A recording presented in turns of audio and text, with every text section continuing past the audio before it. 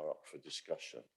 So welcome, and thank you to Fenland for providing the facility. If I could ask anyone who's got their mobile phone to turn it to silent or vibrate. There are no fire drills here. If the alarm signals, it's not terribly well signposted, but we go out the back door, we turn left, and we immediately get the shortest exit by going left again. So should we need to leave the building, that is the route. And I think Tamar will be going first, just about. So, so should we need to leave? And yes, I just remind you all that the meeting is being recorded and broadcast. Would you like Tamar to advise if any people are absent or have given apologies? We've received apologies from Councillor Steve Allen and Councillor Ambrose Smith and Councillor Alison Whelan. Thank you. Thank you. Does any member wish to declare any disclosable pecuniary or non-statutory disclosable interest in any of the items? No. If you should feel the need to disclose an interest, you can during the meeting. So, thank you. So we've recorded the apologies and the declarations. Have people had a look at the minutes from the last meeting of the 21st of June? Are there any issues that people want to raise on those? Councillor Bailey. Sorry, just going back to the last item, declaration of interest, just in the interest of transparency, it is on my register, but I'm a trustee of East Cambridgeshire Community Land Trust. Thank you. Sorry. No problem. Any points on the minutes? Are you happy if I sign them as a true record? Okay, thank you. So I'll sign those in a minute. So the next item is the action log. Are there any issues people want to raise on page 13 or 14? No, thank you. There are no public questions, so I move on to the agenda plan, item 1.4. Is there anything there, people? Effectively, I think we're seeing the November meeting as the last opportunity to raise any projects that might be potentially startable by the March deadline. So if people take an interest in a particular project, and we may come on to some of the projects that are already in the agreed pipeline, then we'll come on to it. So there's been considerable efforts by officers in requesting a response from MHCLG. So we appreciate some of the challenges the civil servants have had in considering this. And we were very grateful to hear on Friday that they had confirmed not all of what we might want, but £18.7 million out of the 45 million that had not been paid for the 5-year programme that they had committed to. So I don't think as happens in these, we don't know the small print yet. So all we've had is the letter from Luke Hall, and we would expect there to be both clarification, some of which Roger and Asma may be able to give today, but that there will be further clarification. So that will be dealt with under item 3.2. So I just update you there. So in the absence of that, is there anything on the agenda plan? No, so we can take that as agreed. And I then move on to report 2.1, which I presume, Roger, you will introduce, which is the policy closure and the follow-up, because some of the projects have still proceeded on the 100k homes. So if I could ask Roger Thompson to introduce item 2.1. Thank you, Chair. So report item 2.1 is in connection with the 100k homes policy that the Combined Authority has and the proposed closure of that policy. The background to this is that the 100k homes policy with the Combined Authority was effectively approved through the Combined Authority Board in January 2020, and then in September 2020 the Housing and Communities Committee adopted the 100k homes allocation policy. We've obviously had a change more recently to the national planning policy, where first homes have now been introduced through the national planning policy framework. And when you look at the detail of the first homes policy, as hopefully you've seen in the report or members are already aware of, it is very similar in its nature to the 100k homes policy. It's obviously a national policy, so it's going to be brought in, effectively sort of being worked through to December time. So the question there is, if we have a national policy with first homes, do we need the 100k homes policy specifically with the Combined Authority? The other more sort of practical issue that we have is that connected to the announcement of the funding from MHCLG, they have also stipulated as part of our programme for 21-22 that our arrangements for offering loans to local SME developers in return for them delivering elements of 100k homes on their schemes is something that we cannot now proceed with into the future, because MHCLG have said they don't want us using housing monies for future loans. They want us to sink that money into the grant programme, and that is indeed what's been proposed and approved in the letter that we received on Friday. So if we retain the 100k homes policy, but also a very practical issue of, well, how are we going to deliver them? Because other than through the goodwill of developers and through the planning process, which is already now covered through first homes policy, there seems to be no other route for us to deliver 100k homes. We had a large number of people obviously who expressed an interest in 100k homes, and clearly there needs to be, as said in the recommendations, a communication to them about the change of emphasis that the Combined Authority is proposing. And I think on that note, Chair, I'll end the introduction. So thank you, Mr. Thompson. So we've got the report in front of us, but people may want to ask a question. So perhaps we focus on questions, but then we can take comments. Any questions initially or comments? No? D. Laws, Councillor Laws. I just think it's disappointing, especially in this area. Many developers have looked at 100k homes. We've promoted it, and it's come as a great disappointment, I've got to say. Okay. Councillor Nessing and Councillor Bailey.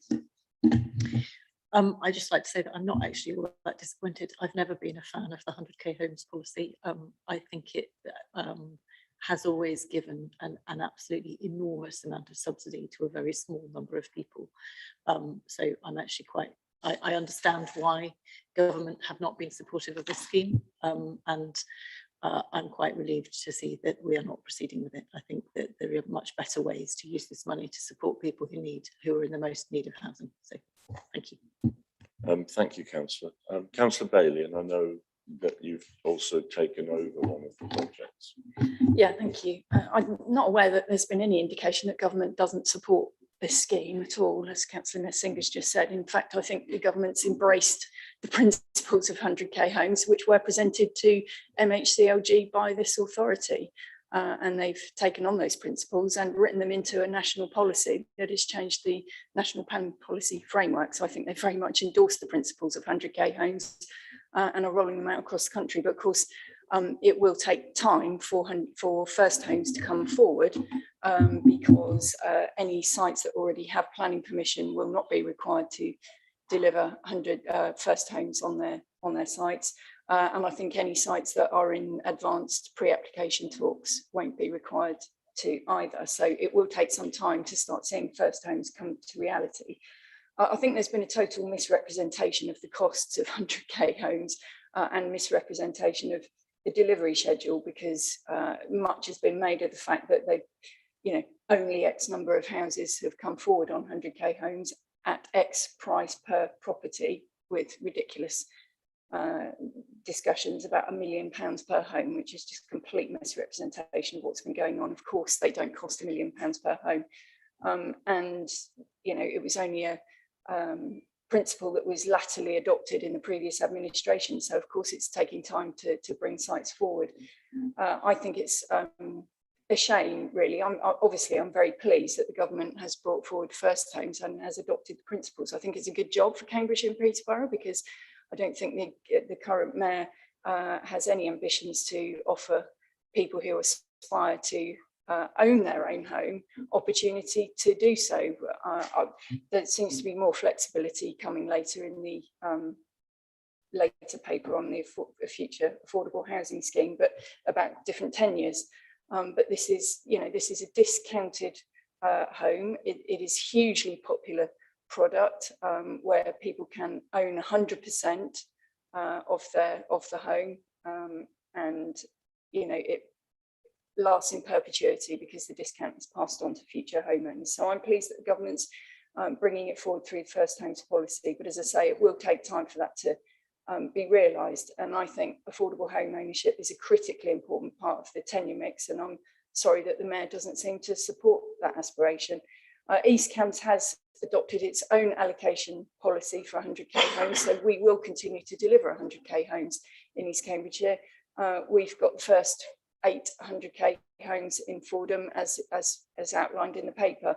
It's taken time for the lenders, for mortgage lenders, to get to grips with the product, but they are now doing so, and people have got offers, and we hope to welcome people into those new homes in Fordham very soon.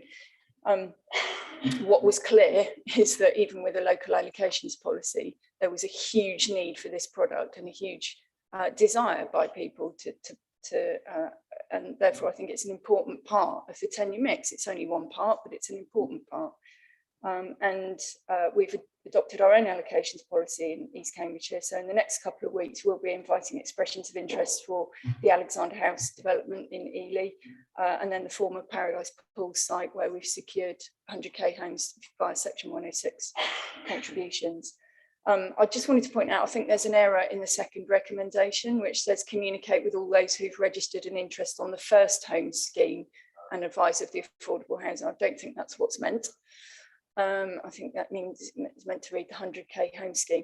And I would ask that anybody in East Cambridgeshire, that has shown interest on there, is advised that we do still have an allocations policy in East Cambridgeshire, and that we should keep in touch, because we are still looking to deliver these. There will be some lag before first homes comes forward, and I think there is the opportunity where in Fordham, for example, we've worked with a very willing, forward-thinking developer who is delivering the 8 homes at Fordham at nil cost to the taxpayer and no soft lending, just as part of its affordable housing mix. And I think there are opportunities to continue that. And that's why we will still be hoping to work with developers in East Cambridgeshire and continue to offer the 100k homes until, such time as first homes policy gets going. So I think it's hugely regrettable that the mayor doesn't support affordable home ownership, and we do in East Cambridgeshire. Thank you. Councillor Batchelor, and then Councillor Fuller, and then I'll contribute. Right, thank you very much, Chair. Just a report that the 400k houses in South Cambs have already been converted to first homes. So that process is already underway. The world moves on, doesn't it? And there is a real substantial difference between the first homes project and this 100k. And it's precisely that, the 100k, a fixed amount of money, which simply doesn't work or didn't work across the entire county, given the different costs of land and building. So we have first homes now. I would say that they're not welcome with open arms by any means, given that the government is now asking for a 25% allocation to first homes, which is on top of shared ownership, which they're also promoting, which means that there's huge pressure on rented accommodation in that we can only now give something in the order of 50% of a 106 arrangement for rental properties. So it's not all good news by any means, but we have to work within the constraints that we're given. Thank you. Thank you. Councillor Fuller. Thank you, Chairman. Like a couple of the previous speakers, I'm not necessarily really disappointed to see this policy go. I've raised issues, concerns with it ever since its inception. But the principle was right. And that's where I agree with Councillor Bailey. And I think it's regrettable that we're talking about getting rid of this and there's nothing in the pipeline to come forward and replace it beyond relying on the government scheme of first homes. And I understand the rationale for saying that, but the reason this combined authority was originally created was to go above and beyond what the government's already doing. And I think it's regrettable that we find ourselves in a position where we effectively say, well, the government have come up with a new policy, therefore we don't need to take any action locally for Cambridgeshire and Peterborough. And it's part of an emerging pattern that concerns me around this lack of ambition, this lack of aspiration of how we can do more. And I won't dwell on it because it's not the remit of this committee, but we've gone from talking about a world-class transport system, for example, to more buses. We're now saying, actually, we don't, as a combined authority, want to do anything in this space of low-cost home ownership because the government's sorting it out.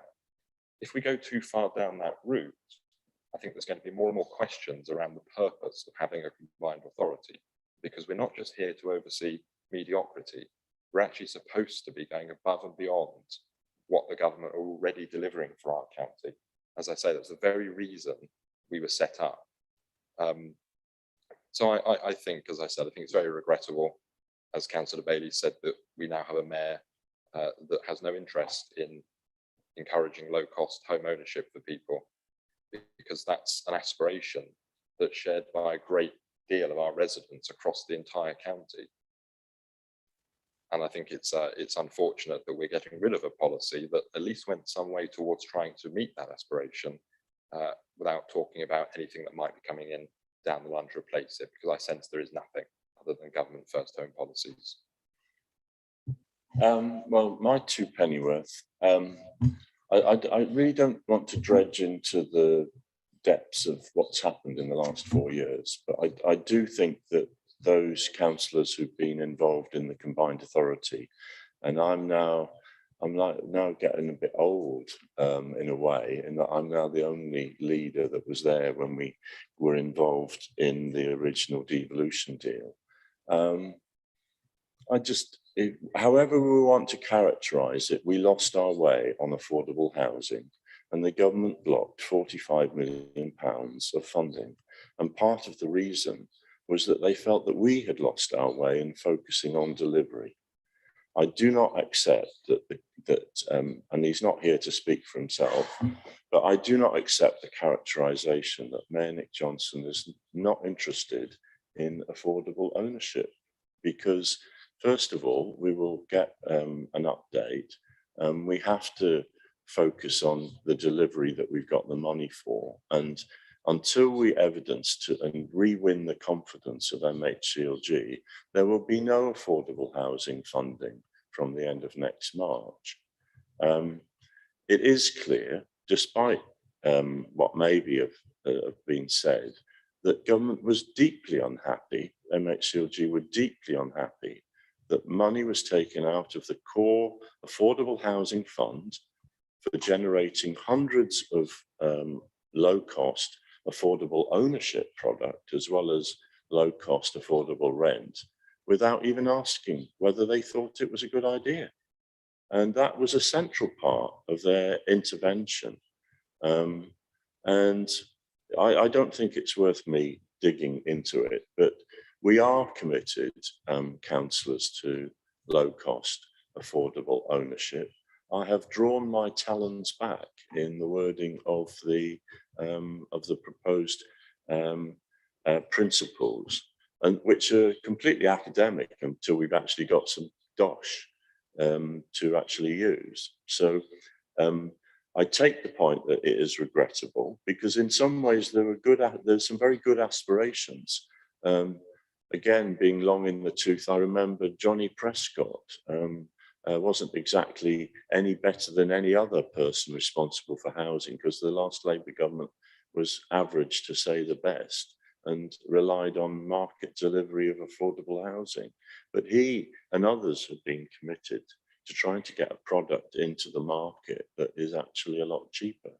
So if there are opportunities to do it, we may do it. But as Roger Thompson rightly said, the government wasn't happy that, and has said as part of its agreement, which we will discuss later about exactly where we're going on funding, it wasn't happy that we loaned money, and that was one of the core routes to cement this.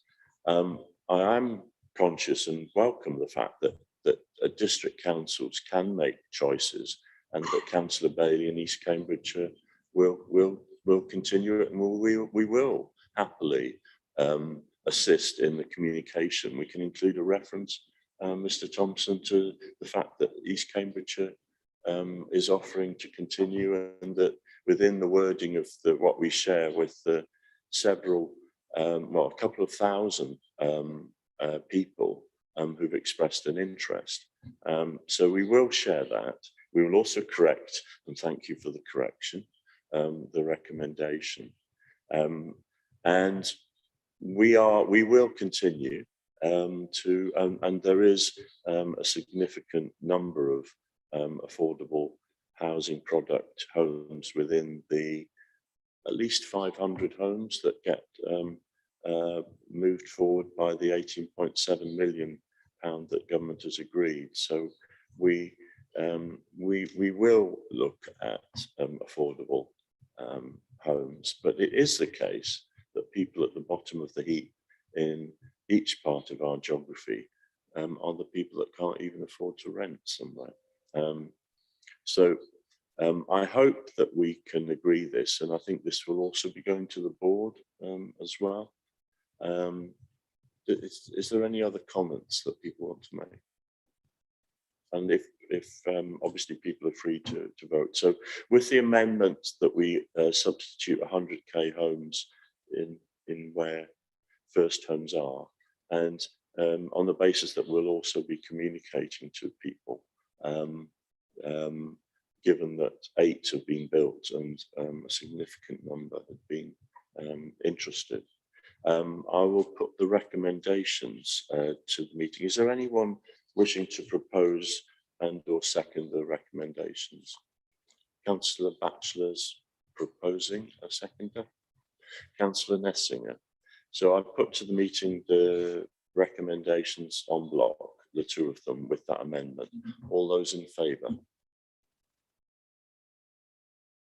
And all those against?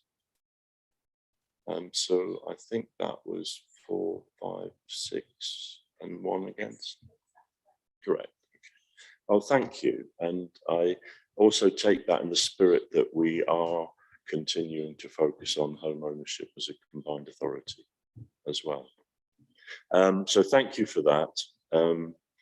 And if we therefore move on to the next item, which is a document that I've put together.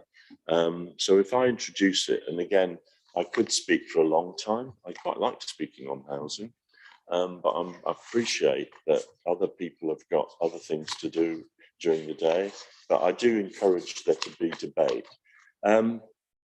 So I drafted some principles, and I really welcome the depth of thought that have been put into the responses. And I'm not trying to say that the discussion is over, which is why in the recommendations, I've actually said that this is work in progress. I don't think it's worth at this stage trying to nut out the detail, but I do think it's really valuable in our dialogue with MHCLG that we are expressing an aspiration to build. We're not in any way trying to alter the pipeline of schemes that has been submitted to MHCLG, although as we'll reference, we really want more money, 18.7 million, even in terms of what we're being able to spend until next March. It's not the limit of our hope and ambition. But in discussing the opportunity, to be perfectly blunt, we've got absolutely no commitment from government to there being further funding. We did have an interesting discussion with Sajid Javid, now Secretary of State for Health, which was a non-committal discussion at Alconbury back in 2018, that should we deliver on affordable housing, that there could be further funding. What we need to be quite clear to government on is that affordable housing remains a central priority, and quite apart from anything, whether we are able to achieve our GVA, we do need to be able to provide housing of all types. We need it for key workers. We need it in a very different housing market. So the housing market of Peterborough is very different from Fenland or Huntingdonshire. We have to recognise that we need different focus and interventions. We've not been able to intervene as well as we should in the south, and whilst we respect government and what they've done, their limit of 45 grand as a unit of intervention really is limiting in Huntingdonshire, South Cambridgeshire and Cambridge City. So very briefly, the 8 principles you will see are a slightly reworded, but still a focus on looking to do better on affordable rent, partly if we're able to achieve a kind of formula and a funding arrangement which will assist the south of the county. I have got no problem with the fact that what we come to later is heavily investment into Peterborough and Fenland. I've got no problem with that. It's just the way that it's fallen, but to recognise that we are in additionality. So we've got to continue to develop the role, building on a really good team led by Roger and others. The fact that we've got this team, I think, is a really good argument to say to government, we shouldn't just be on a residual organisation enabling the existing programme, which Roger will confirm the totem of, but goes well beyond the 18.7 million that we're going to add to it. But it makes sense that we're in an additionality role, and that may point us into certain types of tenure or types of rental or ownership product, simply because it's where we could make a difference. So being realistic, there was a lot of detail. I mean, I was really impressed and genuinely by the depth of the responses. I haven't sought to, at this stage, incorporate it. People might say, oh, you've been lazy, but I don't think until we've got the prospect of there being some funding from government that it was right to take officer time away from just the existing immediate challenge. But we will come back. So yeah, the county council had a lot of thought about the links with care, and it said we weren't strong enough on climate change. Huntingdonshire and East Cambridgeshire and others came up with points that I'm not saying it isn't going to be part of it. It's just that I, in updating it, didn't feel that it was right that I wrote it all up, because if we don't manage to secure some more money, it would be quite limited if we're required then to look to bid to Homes England, and we don't want to end up competing with districts and other providers. There is a provision that if districts or developers want us to help them on the affordable housing percentage, or it could be on the order of delivery in the principle 4, I am aware that sometimes we really do need to rework some of the viability assessments with developers. There's no science in viability assessment. So a thread there, but there's no intention or wish to get involved in a project in any district unless the district supports that. Collaboration, again, there are quite good and established county-wide networks, but if we're to look at, say, the middle part of looking at unintentional homelessness and then potentials in the area of modular housing, it's just really to look at to see whether there's an opportunity. And whilst we are reviewing how we're delivering community land trust and other projects, and we're committed to continuing to do that, it will partly then reshape the skill base that we look for within the combined authority.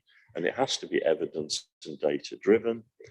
We continue to be committed to supporting community land trusts. We know that East Cambridgeshire have made an exceptional effort in that area. And the wording is there that we actively engage communities. We are not going to be always community led, but there has to be a feature of the community having a say. So there's some there's some measured wording in there about how it will be done, and we will continue to look at the resourcing in that area. And then we recognised, and I know we've got some input from John T. Hill's team, and they recognise that, and we know that irrespective of all of the other obstacles in the construction sector in our area, both pre-construction, before site, and also just there is now a growing and serious gap in construction skills in our zone. It's holding up development. So we're making a point of that along with modular, and you'll be glad to know that I've reached point 8, and that is just the whole zone of addressing climate change, net zero and biodiversity. And we link in there with the work that was done by the previous mayor in creating an independent commission. So this is not the end. This is simply in part just to seek your support for some principles and to move from there to come back. So there will be, how I see the order, and apologies for speaking longer, I kind of almost suggested I wasn't going to speak very long, and then I did, as some do. So the order of play as I see it is, first of all, we have the dialogue with MHCLG, and we see whether there's a significant prospect of winning some further funding. And I would like to be able to give you greater assurance than I can. And at the moment, there is no knowledge on that, but we will have that dialogue. And obviously to then link then with maybe other bids that Peterborough particularly bold, for instance, at the moment on projects, to see what's there. So is there a prospect of money? And then subject to also what MHCLG as our very valued partner might say, where do we press their buttons, and then come back with a fuller strategy with your input. But there will be a continuing dialogue, and then at that stage also go out to the wider registered providers and the voluntary sector for their input, including on aspects like homelessness and modular housing aspects. So I welcome officer input. As you can see from the attached, there were some truly high quality responses. Thank you for listening. Any input? Councillor Batchelor and then Councillor Fuller. Right, thanks very much, Chair. I very much welcome this opening of the debate. I think it has quite a considerable way to go as yet. But from my district's point of view, if we are to play a full part in the combined authority, there has to be a fundamental change in the way that the grant funding is allocated. The idea of a £45,000 cap simply doesn't work for Greater Cambridge, the city and ourselves. And we have to find some way of being much more flexible. This will be key as far as we're concerned. The lowest income is mentioned a couple of times. I'm not quite sure what that precisely means, that we're trying to support those. Apologies, which page are you on, Councillor? Well, it's number 1, isn't it? Okay, yeah. Thanks. So number 1 says we're going to support those, or the priority will be those on the lowest income. We're certainly not doing that at the moment. The major projects that we have given permission to only just actually make the qualifying criteria to be called affordable, in that the rent is still at something of the order of 80% of market rates. So that certainly doesn't feed into those on the lowest income. I don't think there's much point at this stage going into a lot of detail, but I would say as a general principle that I personally would like to see any funding that we have devolved onto the individual districts. We have departments with huge experience in dealing with these matters, and we have the numbers to actually deal with these matters. So I think it would be much more effective if the money, should we ever get any more, should be devolved to each district and city. The city has already given an object lesson, one in the effectiveness of having a flexible approach to the funding and how you actually allocate it. And I would congratulate the city on delivering a huge programme out of the 70 million that you've been given by government. And that should be an object lesson for us all, that I personally feel that that is the way that we should go forward. But I hope that we'll have much more debate on that in due time. Thank you. Yeah, thank you, Councillor Batchelor. Councillor Fuller. Thank you, Chairman. Councillor Batchelor does a very good job of making the case for abolishing the combined authority, doesn't he? And simply devolving funding to our individual authorities, which some of us might not disagree with. But there you go. A debate for another day. I don't wish to come across as negative today, Chairman, because as you know, you and I tend actually normally to agree quite a lot on housing matters. And I've listened to your proposed strategy and the rationale as to why you're doing it this way round. And I completely respect that. But I just don't think enough of the feedback from all of our constituent authorities has yet been incorporated into the 8 principles. And like you, I was really pleased to see the feedback from all the authorities, because we pretty much all said the same thing. And again, I was very impressed with the County Council's contribution from a slightly different perspective to the housing authorities. And I think when you've got all of the authorities essentially saying largely the same things and questioning the same points and raising the same concerns and questions, we must listen to that. And I think this, again, it's a phrase that's been used elsewhere, but this appears as though it's a case of we've been heard, but we haven't necessarily been listened to. And with that in mind, Chairman, with some regret, I would suggest we actually don't approve the 8 principles today, because there's still some fundamental differences between, I think, what the housing authorities and the County Council are saying on this and the principles we're being asked to agree. And until those gaps are bridged, I'm not sure we can really agree these principles, because once we've agreed these principles, we're not realistically going to go back and revise them, because that's the point of having a principle. So I respect your strategy, Chairman, of wanting to go to MHCOG, and I think we can do that. So I think we can go ahead with the first 2 recommendations on the paper. but the 8 principles need a bit more work.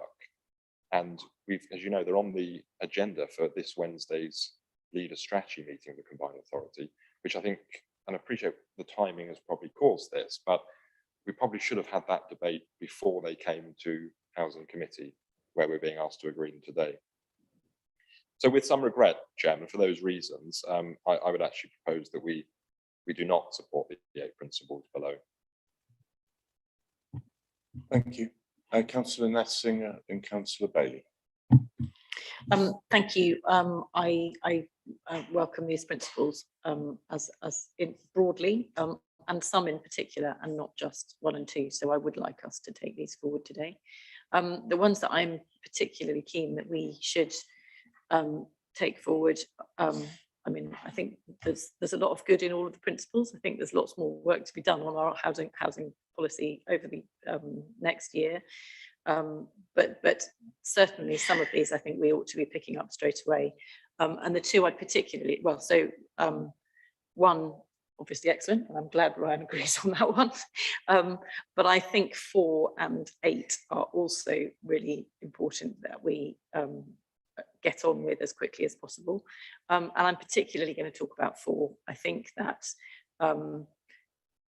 using the Combined Authorities' capacity to help with earlier delivery and making greater affordable housing, a greater affordable housing percentage more achievable within planning through the viability mechanisms is really important. And the more we can do that, the better, and the quicker we can do that, the better, because so many of our of the schemes that come forward to districts have the amount of affordable housing watered down by those viability assessments. So the more that we can think about ways in which, and there are many ways in which the Combined Authority might be able to help and support with that specific thing, the better.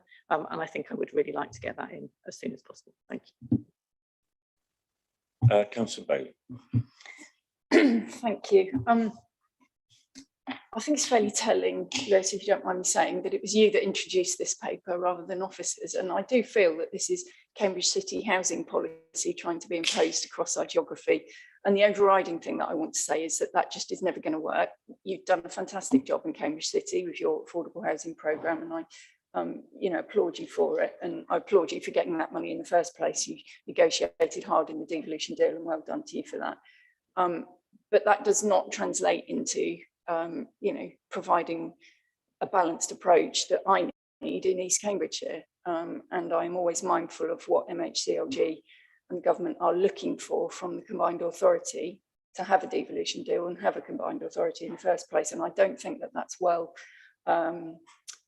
evidenced and supported at the moment in the principles. And I don't think it will necessarily make a persuasive case to MHCLG to support a future housing programme, because I can't yet see, as other people have said, the additionality that the Combined Authority is going to bring here at all.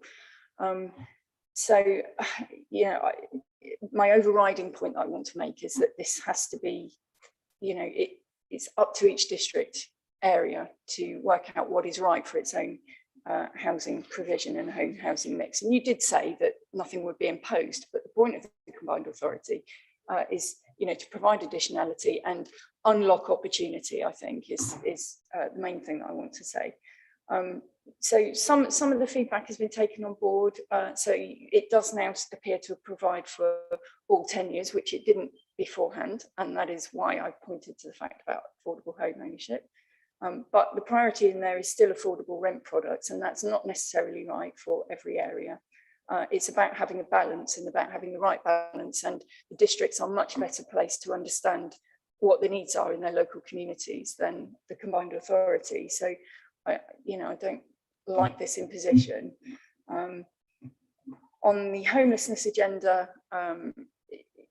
yes, it's clearly a laudable aim, but I think there is much to be learned about how we approach homelessness. And East Cambs has worked incredibly hard on this agenda. 5-6 years ago, East Cambs was spending a very considerable percentage of its very small budget on bed and breakfast temporary accommodation, and we've eradicated that completely now for the last 6 years or more. We haven't spent any money in external bed and breakfast. And we've done it by a hyper prevention model where we go out and support people very early on before they get into a mess. And it's a very holistic model where we support people with all their underlying issues very early on so that they don't lose their accommodation, basically. And a prevention agenda would take the pressure off homelessness, and we wouldn't be in the mess that we're in, having to look at different opportunities for modular housing and all the rest of it, and strange site allocations for people because they wouldn't be homeless in the first place. That's got to be the emphasis, and I think that should be, and I think we can share learning on that.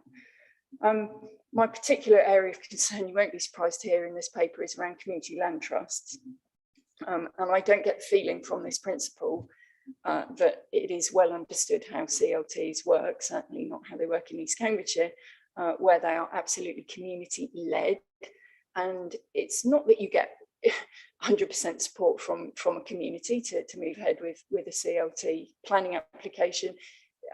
Planning applications will always, or very often, of any size, will get people who don't want change in their village and their community and don't want to see housing coming forward, and NIMBYism because it's near their property or near their garden or whatever. But that doesn't mean that it's not community-led. And in East Cambridgeshire, this is absolutely about being community-led. It's bottom-up, it's not top-down. And this is not what the feeling I get from the CLT principle in the paper. The paper seems to suggest that the combined authority would be choosing locations and favouring rural and affordability issue locations. Well, that's not how community-led development works. And community CLTs are not the be-all and end-all. They're an important part of a balanced mix. And for East Cambridgeshire, they're a very important part, and they are our preferred mechanism of delivering affordable housing. They're not, they can take time to get going, but it puts the community in control, and in the end, the community extracts much greater benefit than other types of housing sites, and has a say in how they're delivered and the allocations policy, and is in control of that. But of course, they're not just about CLT sites and not just about delivering affordable housing. Yes, it's a driving fundamental principle, it's the objective, but it's about delivering a balance of infrastructure, housing density, type of housing, locations, and other community benefits that the community wants to see. It's about the community driving that. It's not just all about affordable housing. There are choices to be made. I'm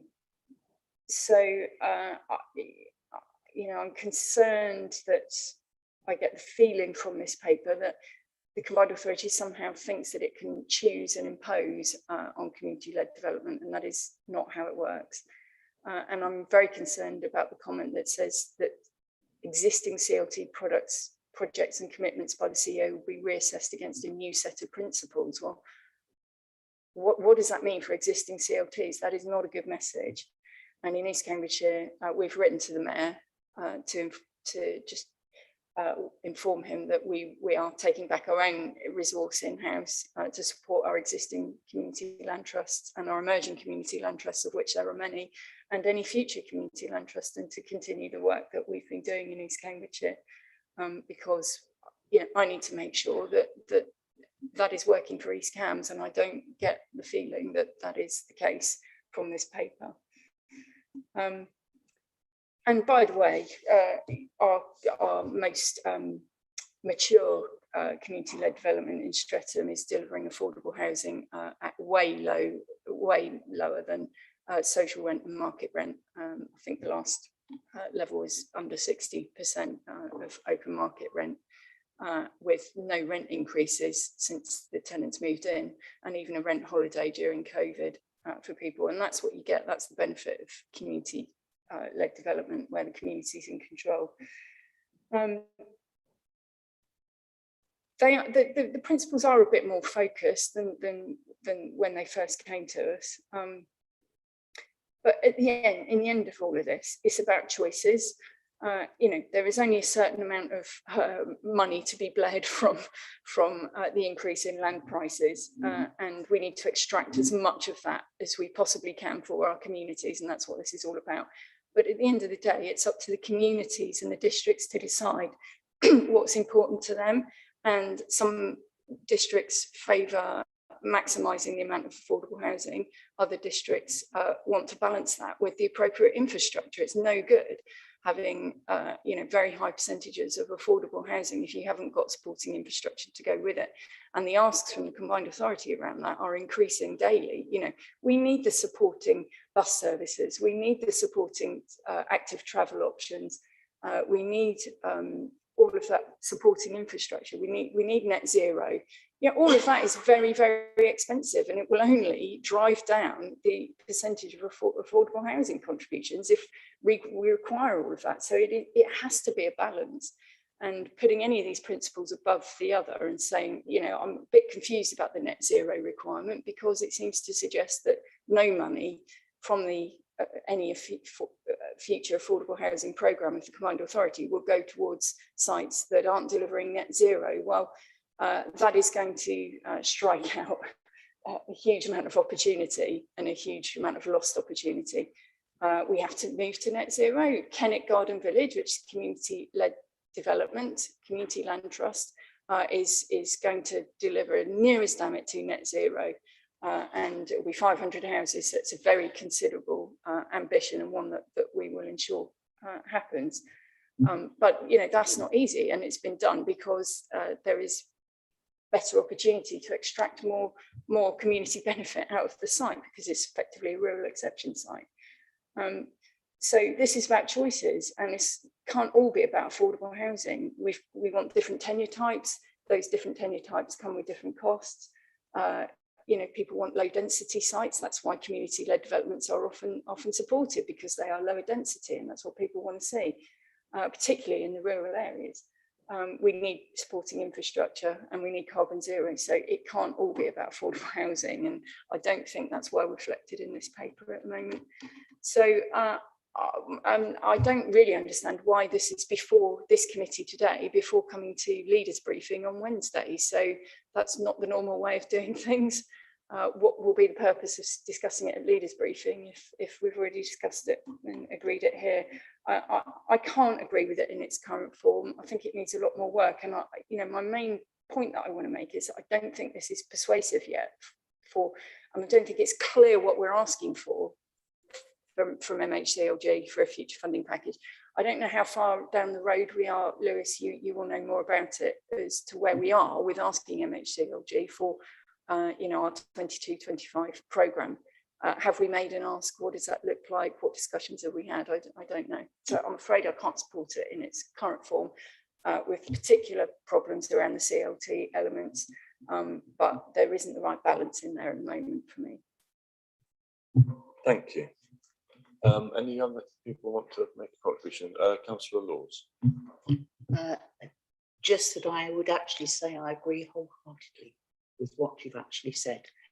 And I'd just like to add, I think it's up to each district and what is needed in their community. And probably, as people are aware in this room, the challenges in Fenland is the result of viability issues. The principal will cost more and therefore will place pressure on average grant rates and therefore lead to further viability challenges, which are a major headache in this district already. I therefore suggest exploring what can be done towards net zero as an ambition rather than absolute requirement to ensure the availability to maximise new affordable housing is not constrained. Thank you. Thank you, Councillor Laws.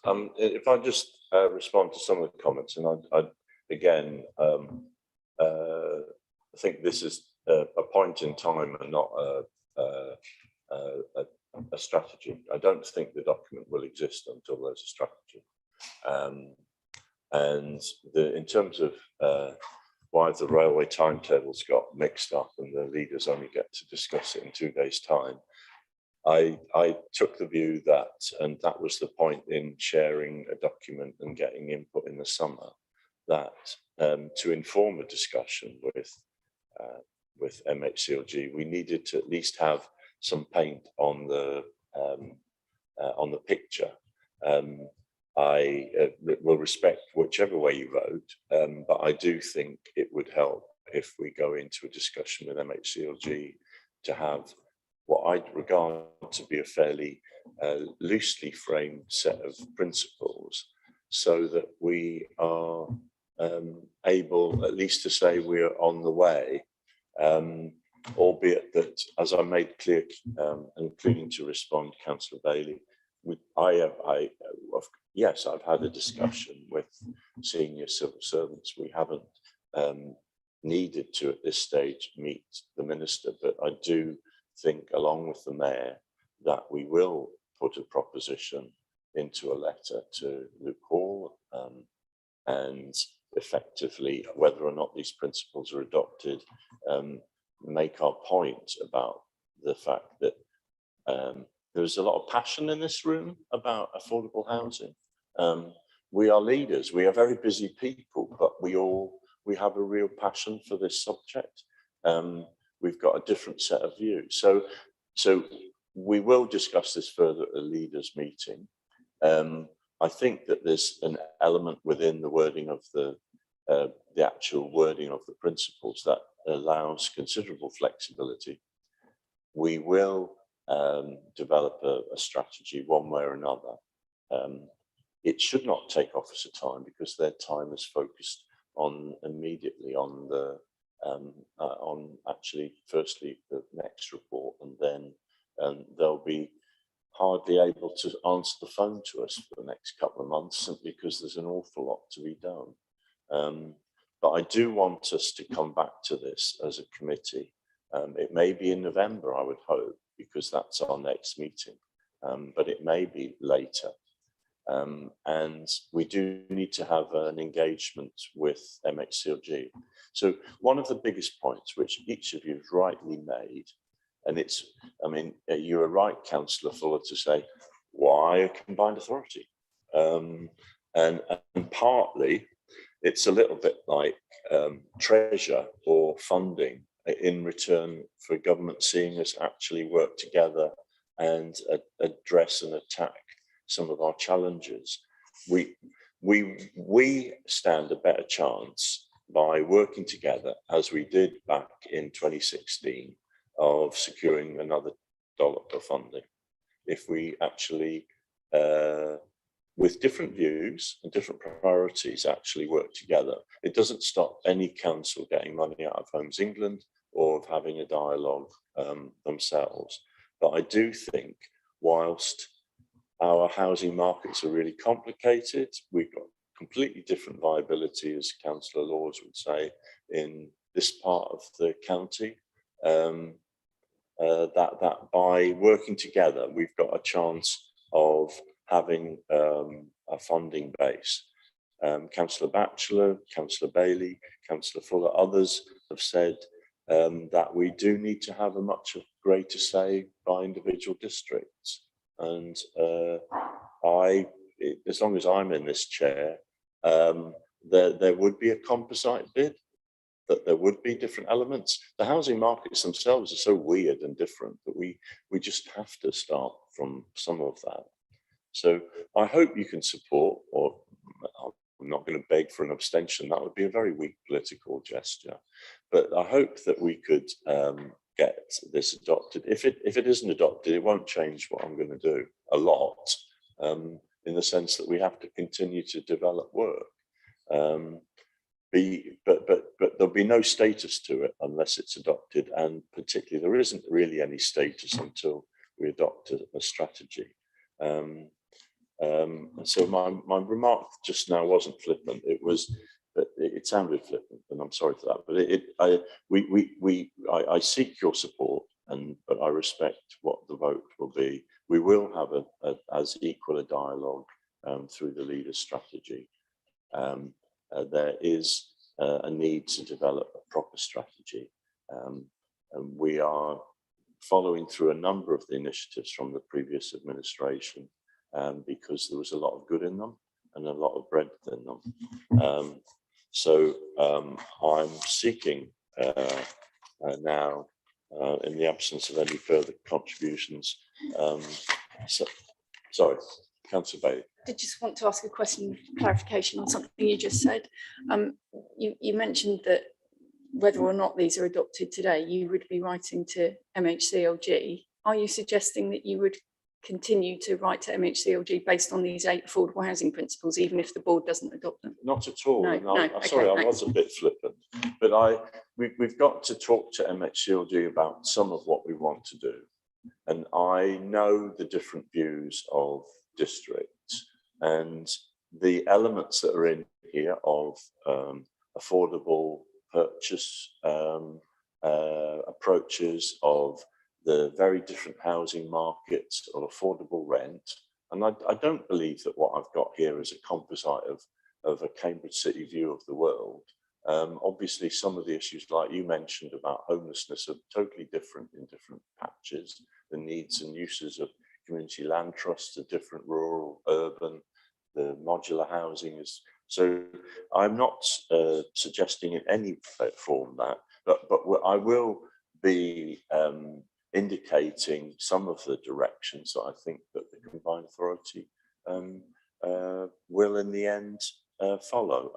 But they are, if you actually look at the wording of the principles, I don't think there's anything that is jarring, but the wording is still loose because there is not a lot of detail added.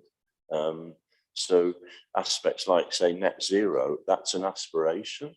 It isn't that suddenly all of the schemes on the council, the combined authority would only support those. But I see a role for both the mayor and myself in us getting a commitment from government. I mean, we've only at this stage, well, I think it's a big success to get £18.7 million. And that's still subject to further dialogue. And I'm sure MHCLG want further assurances. But that does, by implication, Councillor Bailey, say that £26.3 million of that original £45 million has not yet been decided. So I'm there, Councillor Bailey, to try and get as much funding for our area for affordable housing, and I will listen to what has been said. I'll now put the principles to the vote in the meeting. I will seek your support, and I will continue to listen, and we'll come back with a different version if it's turned down. Councillor Fuller.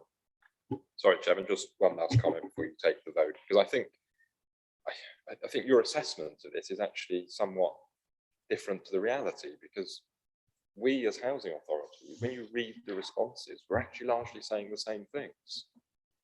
And so I don't think consensus on this is too hard to achieve. Yeah. So again, I have a huge amount of respect for you, Chairman, and your role in housing, but the approach you've just explained to this, of it almost being insurmountable to reach a stage where we can all agree, and therefore we're just going to have to get on and do some of this, I don't recognise it, because I think, largely we're all asking the same sort of questions in response to these principles. We're all making the same sorts of observations, and I think we can, regardless of the colour of the authority or the geography of the different authorities. I think there is a point at which we can all come together and agree some of these principles, and that again, there's a bit of a theme today, but that again surely is the purpose of the combined authority. As you quite rightly said, in 2016, we all came together, we managed to agree and land this opportunity. But it's also becoming a theme of the new administration telling us that where agreement can't be reached immediately, we're going to override you and we're going to do things anyway. And I think we just need to move away from that, and we need to keep trying to find consensus if this experiment is going to work and if it's going to continue, because I think we can, Chairman. So I think a little bit more effort on discussing some of these principles, refining them, and actually we'll probably be able to bring something back we can all support. Well, I look forward to those discussions and to any suggested improvements.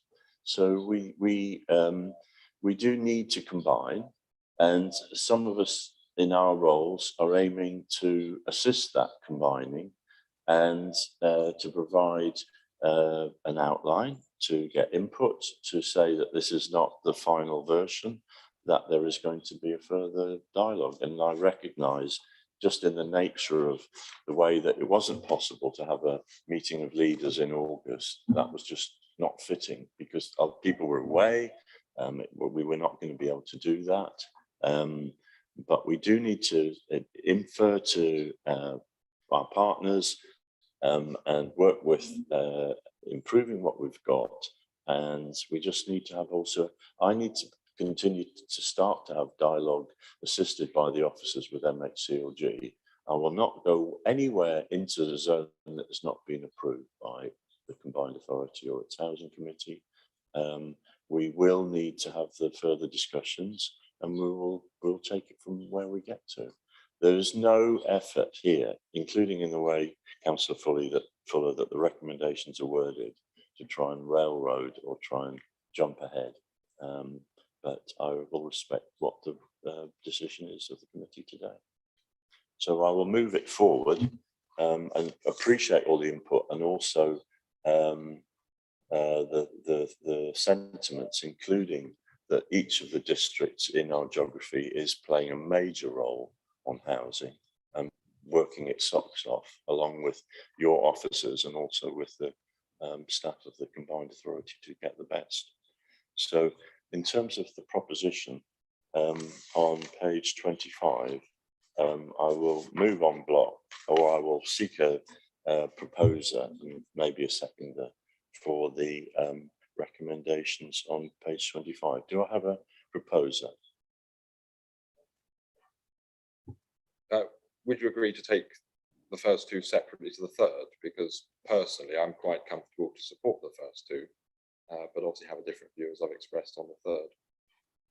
But I wouldn't So do you want to take it in against part? The principle that affordable housing is a priority for the Combined Authority, which you're going to force me to do if you take them on block.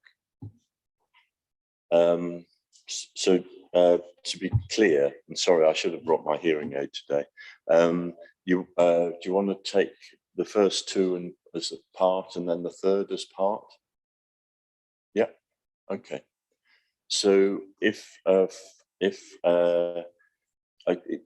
you happy if I just move from the chair that we will take those recommendations in two parts? Okay. First of all, then, can we take a vote on the first two recommendations? All those in favour? Thank you. And that's unanimous. And if I could then put the third recommendation to support the 8 principles within this report. All those in favour? 3, and all those against? And that's so the third part is not supported at this stage. And therefore we will take it to the leaders' meeting. And the route I would propose is that we obviously have a discussion there with the points that are made. And I would then, at that meeting on Wednesday, essentially be seeking people's comments, because I would seek to adopt a range of principles with your support, with the inputs from each of the representatives of the different councils. So if it's Councillor Bowden is there, or yourself, and each of us that's there on Wednesday. Okay. All right. Well, thank you for the discussion. I recognise that the underlying commitment to affordable housing, and we will continue to work on those principles. We may not have 8, but we do need to have a group, and we need to then have a strategy.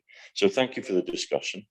We'll now move to the immediate business and the work that has been led by Roger Thompson, and to which the officers have been putting in a huge amount of effort, and also incorporate in that, in item 3.2, an update on where we're at.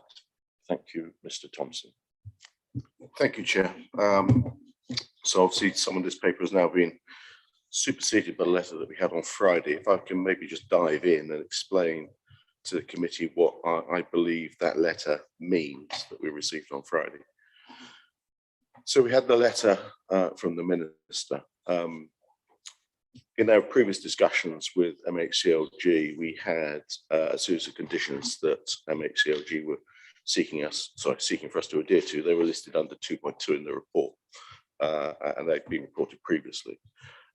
We believe the letter from the Minister is basically approving the top 18 schemes in Appendix 2. They are the 15 schemes that were previously approved by Housing Committee before June 2021. And then also the 3 schemes that were approved at committee at the June committee meeting. So we have a total of 18 schemes that we believe that money is effectively approving, and those schemes will deliver in excess of 1,100 units between now and starting at the end of March 2022, assuming that our delivery partners are still able to press their foot to the floor and get these schemes started on site within the requisite timescales. We're not aware of any change of the timescales from MHCLG. It's possible that there might be a change, but at the moment we're not aware of any change. So we're going to have to work to 31st March 2022. So that, I guess, is the good news. We've got green light to go and get on. My team is going to be incredibly busy, as the chair said, sorting out these 18 schemes and getting them moving and delivered. What we had also done with MHCLG, and we had asked them, was they had some concerns about the 5 schemes in the further proposed pipeline section, the bottom section of Appendix 2. We have not given up on those schemes. We intend to raise that again with MHCLG, which we flagged to them previously and asked that they would do so once we had this first decision. And we want to try and go into bat and get that money as well. Whether or not we'll be successful, we don't know, but that is something that we're still intended on doing. We made reference to that, I think, in section 210 in the report. So for much of the programme for 21-22, there's a green light, and I said we'll crack on. That has taken away some of the risks and issues, but also there's a specific situation in one of the schemes that is in Appendix 2 for our 21-22 programme, where we've having to make a variation to the level of the grant, a reduction in the level of the grant that was originally approved by Housing Committee in order for MHCLG to still support that scheme within the programme. And that is the scheme on the East Anglia galvanising works. Now, we've been in discussion with the applicants. They have confirmed that they're prepared to reduce their grant requirement to below the 45,000 threshold. And therefore, we're asking in the recommendations for the committee to note that change, that there's an intended reduction in that level of grant on that scheme. That is the only scheme that was affected by this notion of £45,000 cap. All the other schemes in our 21-22 programme were already below that level in terms of level of grant. So that's what we're looking for in terms of the approval to this paper. We've also given in the paper an update on the financial implications and the loan book performance. 4 of the 5 loans are going to plan. The houses are being delivered, construction's ongoing. Some units are now completing, some units are even starting to sell, which is all great. The one scheme that has just slipped a little behind is the MOD site at Ely. I've referred to that under section 3.5. The main issue with that is the disposal of the affordable housing units, which has been a little delayed. Hopefully, before we meet again, that will catch up with itself and we'll get that receipt in. And that will help to bring us back towards where we thought we were going to be with the cash flow on that loan. And there's also been just a slightly slower than projected sale of market units. And again, it's going to be down to the borrower to ensure they can try and catch up with that. The loan has to be paid by 31st March 2023. So we're not sitting on top of an immediate default or a concern.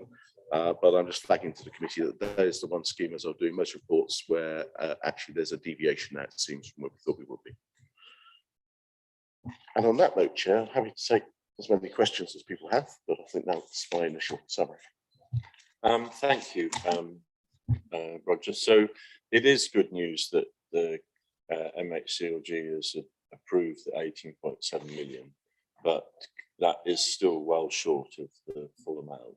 And so in terms of the core, there is still a significant amount of work.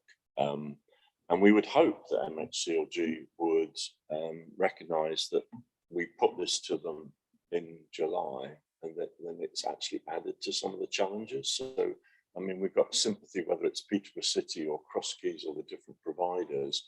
It hasn't been made any easier because of the need to get the shovels in the ground by the end of March to before the money can be paid over. And it doesn't stop there, because in addition to the existing programme of schemes that are underway and approved, this obviously puts quite a large amount of load. So outlined in that has been the principle that if there is issues with some of these schemes, that we have a pipeline, as Roger Thompson has mentioned, of alternative schemes that can fit it, which is part of the reason for the other proposals on this agenda, and the possibility that we'll bring forward a couple more in November. So we are, as Roger Thompson has said, committed to maximising how much money that we can secure, but we are under considerable challenge, but we have got an optimism about getting each of these projects delivered.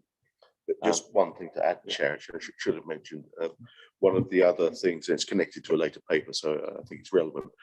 One of the things we have asked MHCLG to confirm, and hopefully we'll get this in the clarification, was an ability for us to be able to substitute schemes out of our 21-22 programme. So if there is a scheme or two that's going to drop away, and that's referred to one of the later papers that Asman's going to present, that we have the opportunity to replace those units with schemes that will start on site by March 2022. Now, we did ask the officers at MHCLG to try and ensure that we had that flexibility, and obviously we'll find that out, I would imagine, in the next few days, as to whether or not that is part of what they are agreeing to. Thank you. So there's an element of detail that we need, and that which they will add to in what was, as you'll see from the letter shared, relatively short. And then there'll be a discussion with them, which we're also timetabled to have a meeting with the civil servants to elucidate and also to make some further points. So our objective remains to maximise how much affordable housing is started by within whatever envelope they set by March.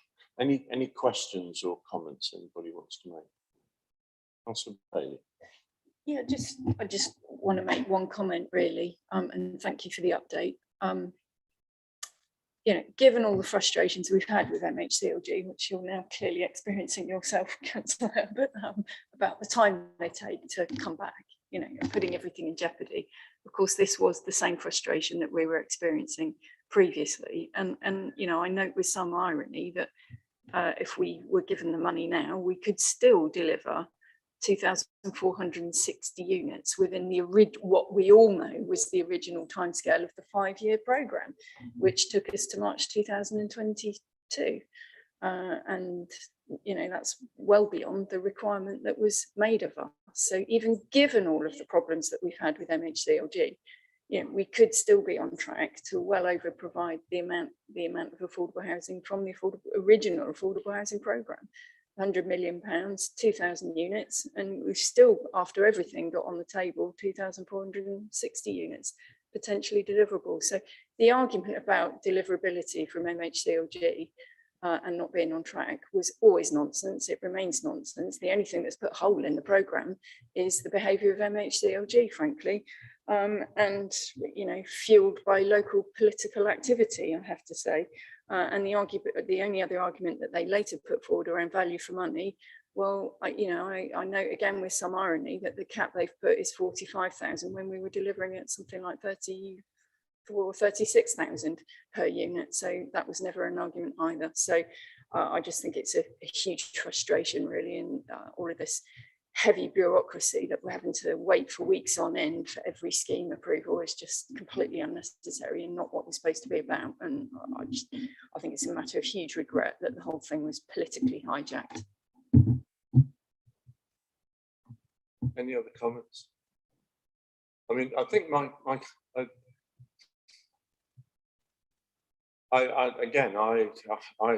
lived all of this like you did, Councillor Bailey, and I lived more of it.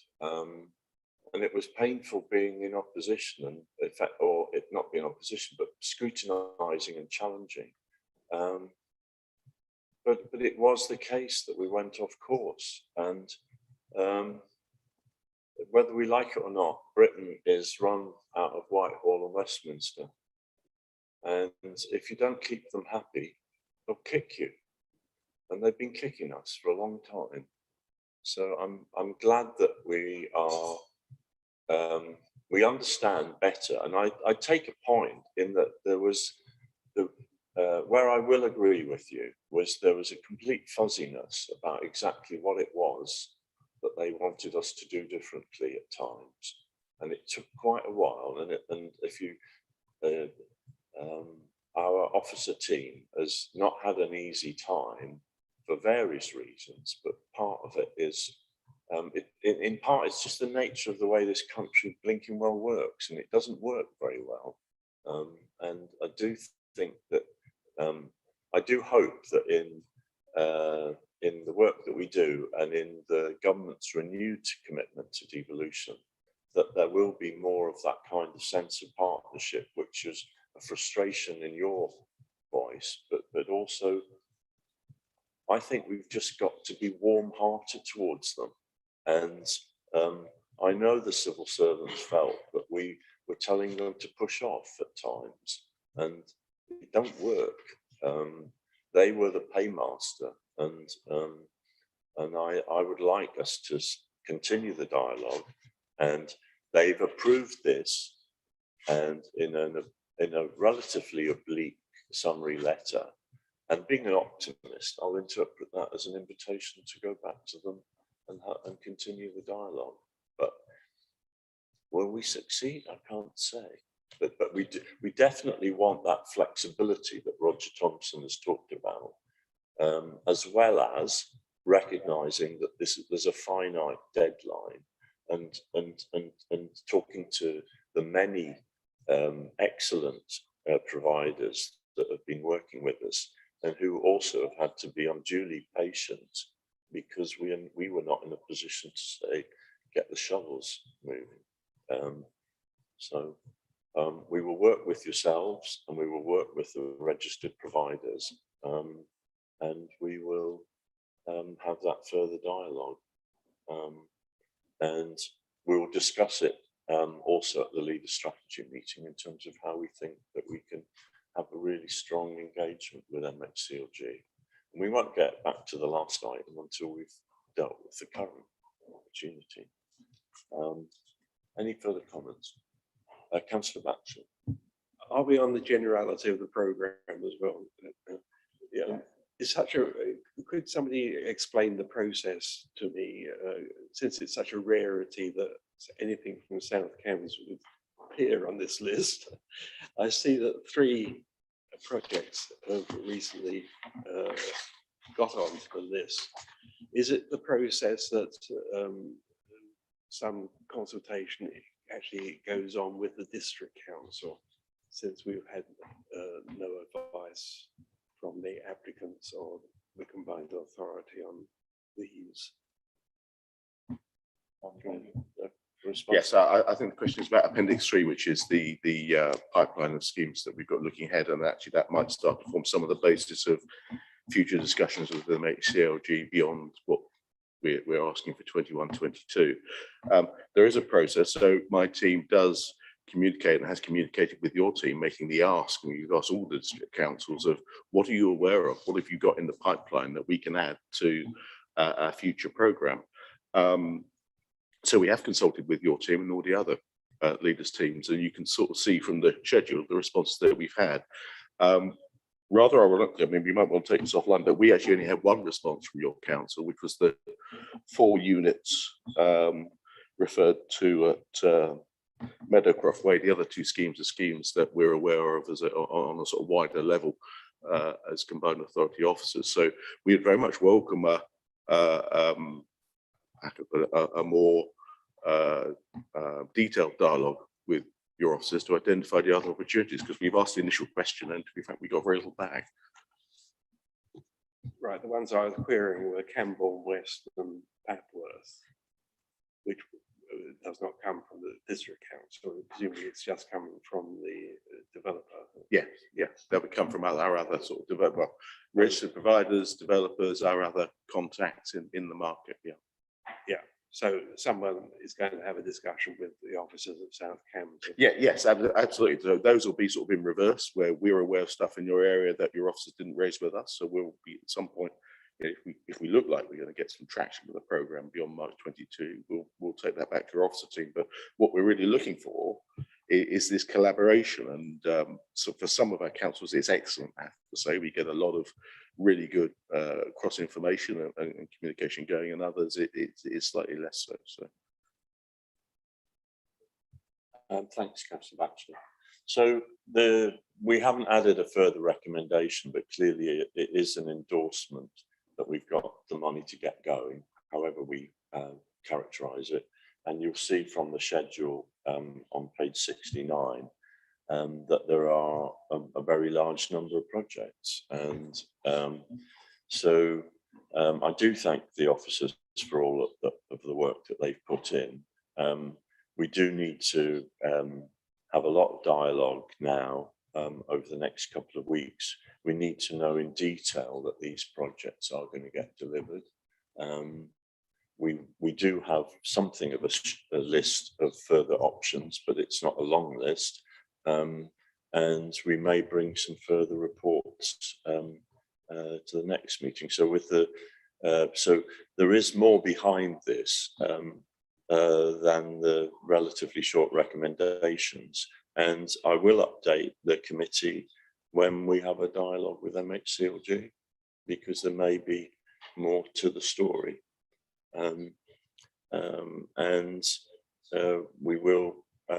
We've got the further reports to come. So do I have a proposer for the two recommendations on the paper? Councillor Fuller, thank you. And a seconder from Councillor Laws. So I'm seeking the committee support for A and B on recommendation 3.2. All those in favour? Thank you, and thank you. That was unanimous. So if we can then move on to... Sorry, can I just, one observation? Sorry to go back. Heat and Dry seems to be on the spreadsheet twice in East Cambs. Just so is this on page 69? On page 73. 73. Just seems to, sorry, just check it. Okay, thanks. So as that indicates, there's a large number of schemes, and thank you for your attention to detail. So so we've got a lot of projects there. So we've now got three proposed schemes, items 3, 3, 1, 2, and 3. So there's attached to this, and then we immediately go into this scheme with the Halo scheme, SN Developments, and Larkfleet. Appendix 1 to reports, Appendix 1 to the reports for each of these two items, 331 and 333 on the agenda, are exempt from publication because they contain information relating to the financial or business affairs of a particular person, including authority holding that information under paragraph 3, part 1, schedule 12A of the Local Government Act. So what I'm asking here is, if members do wish to, and you're perfectly free to discuss the content of any of the exempt appendices, we would need to go into a confidential session. So if you do, should you wish to do that, if you could just use if you could just actually indicate to me, just stick your hand up. But I will seek to discuss this in the open agenda, because I think it's good to be transparent. So if you could then just indicate, we can go into confidential. But assuming that we can work on the printed paper, I'm going to invite Asma Ahmad Pierce to introduce this report 3.31. So if you can sit there, I think we've been left by the excellent IT team to try and manage ourselves. So yeah, if you could sit at that seat and then check Asma that the buttons and everything work. Right hand button, Asma. And apologies, Councillor Bailey and I think Roger, that we got feedback selectively on some people's speakers, but that's life. So, Asma, you can take your time. So can everybody hear me? Fantastic. Wasn't sure that was going to work, but there we go. Right. Good morning. And I am going to introduce the first of 3 sites coming through for Housing Committee. The first one's Halo. There's 2 potential sites being developed, one with Larkfleet and one with SN Developments. SN Developments are developing 11 properties in East Cambs, and Larkfleet are developing 16 in the Fens and Peterborough City Council.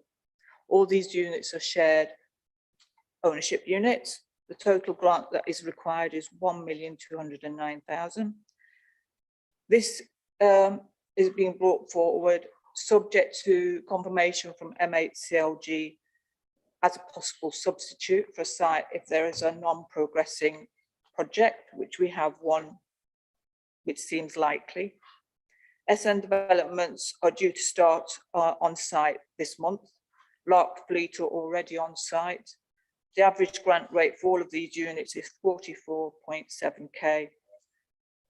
All 3 LAs have been contacted and happy for the additionality of these units. Thank you. Thank you, Asma. Any questions or comments on the report?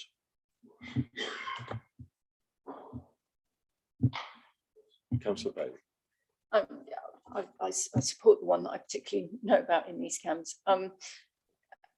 Just a very small thing. It would be nice if the names of the authorities could be correct in the report. I don't know if somebody vets these, but Peterborough District Council and Fenlands District Council are not really the names of our authorities. It's Sorry, I did say Peterborough City Council. I did correct myself. Yeah, it's in the report. That's all. Thank you. I'm surprised it didn't get Slight proofread error. somewhere in the process. It's only a small thing. Sorry to be pedantic, but I do. It doesn't matter. We are. Okay. Take the point. Yeah. There's a. And also just another very minor thing, it would be helpful just to save having to really delve for it in, exempt appendices and everything, if the sites could be listed in these papers. So it didn't actually say anywhere that the site in Hadnam where it is, and I had to go delving looking for it. It'd just be helpful if they could say where they are, so you know. Yeah, thanks. So, sorry, small things. Appreciate that we're interested in those in our patch. Any questions or comments? Well, I will take that as either fiercely in favour or not in favour, and I will seek a proposer for approving the £1.2 million funding. Anybody willing to propose? Councillor Laws and Councillor Nethsinger, I'll take as a seconder. So I'll put the recommendation on page 75 of 1.2 million funding for 27 affordable homes. And it would be good if we could, in the way that we report it, Tamar, just to record which units are in which districts in the recommendation. All those in favour? Thank you. And that is unanimous. Thank you. So if we can, are you doing the next one too? Okay, Lucky Asma will now introduce 3.3.2 on page 81. Right, this is Bayard Plaza in Peterborough with Rent Plus. These are 40 units, which are affordable flats, and they'll be through the Rent Plus product. Brightfield Housing Group are the ones are developing out Bayard Plaza.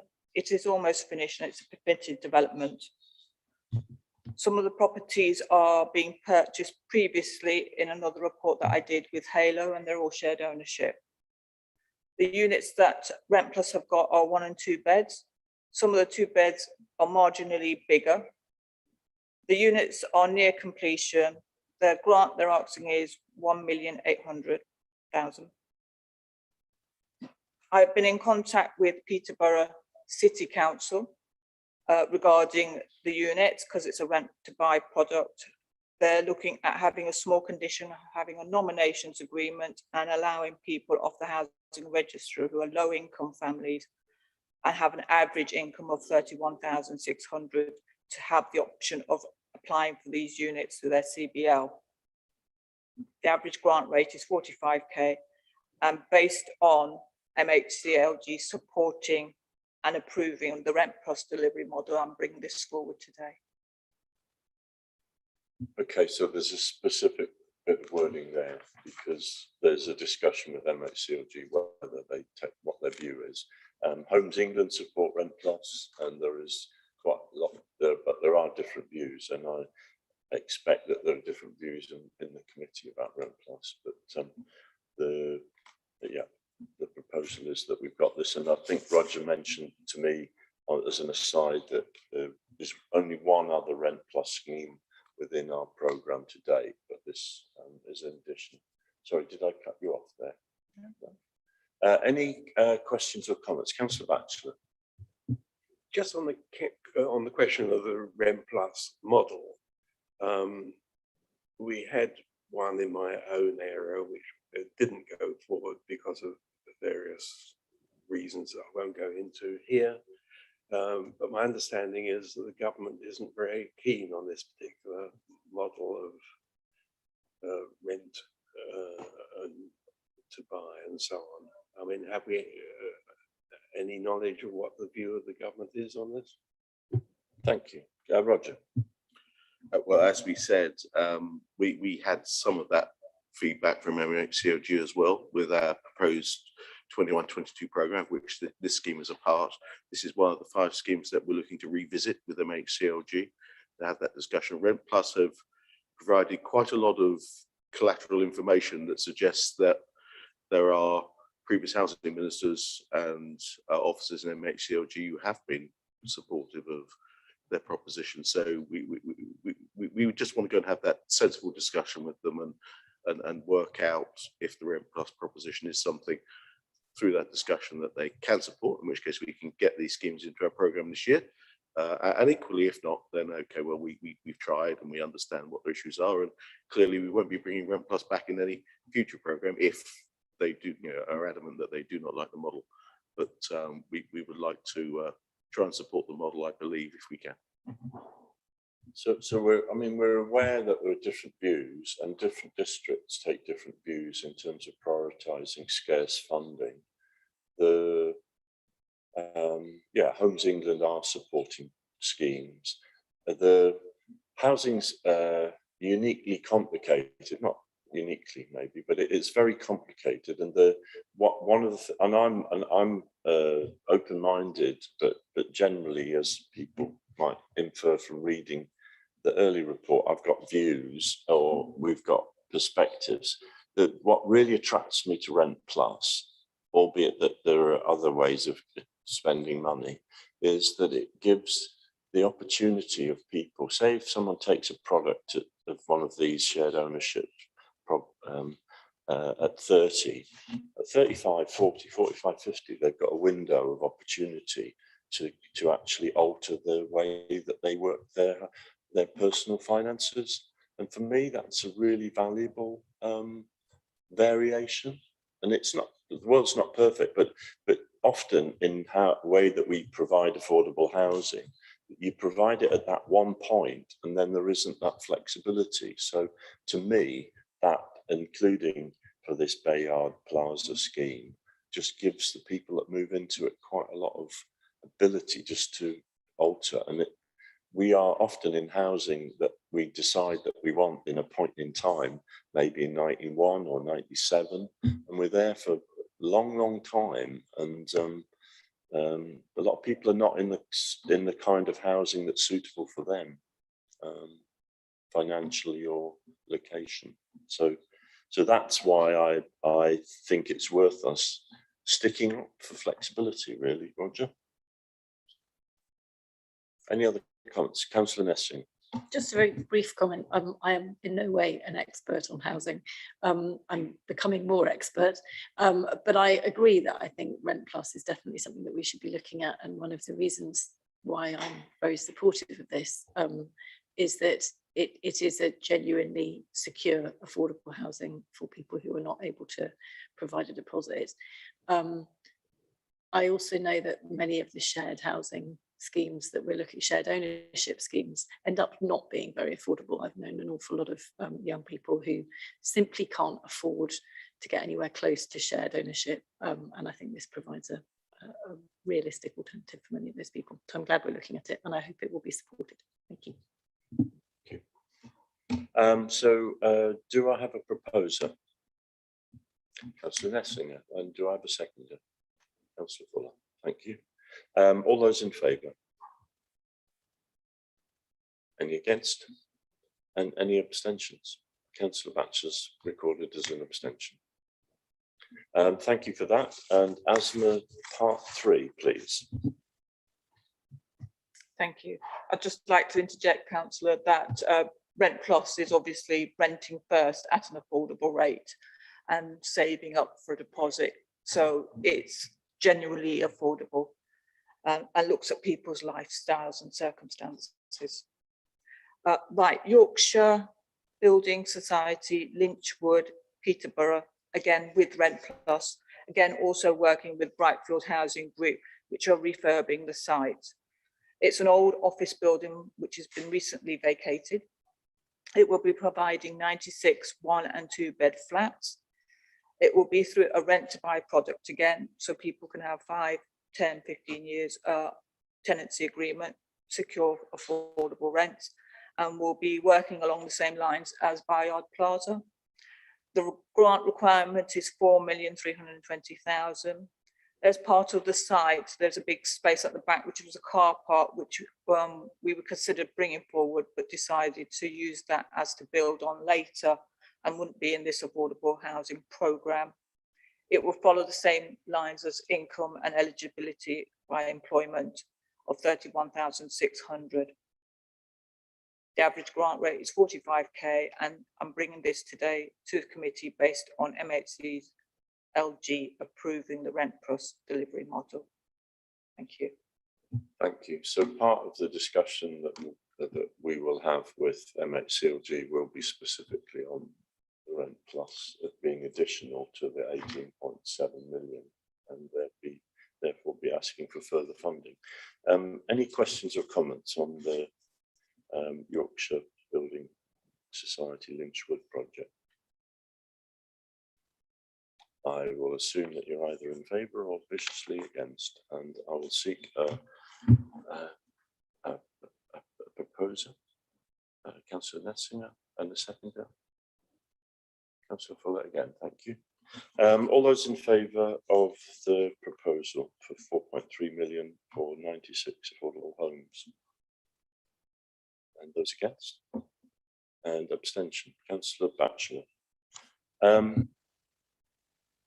Thank you for all your contributions, and thank you also for Fenland hosting us. I'm hoping that whoever hosts us next time might be able to make a cup of tea for us, but it may not be possible. People have travelled a fair distance, so thank you for coming over. It is important that we meet and talk. So the next meeting is on the 3rd of November, and the venue will be advised. We will update members of the committee on further detail that we hope to obtain. We are determined to deliver as much housing within the 45k limit, and in other schemes that have been approved. We will continue to discuss housing strategy on Wednesday with the leaders, and I look forward to seeing the leaders then and you all on the 3rd of November. I declare this meeting closed.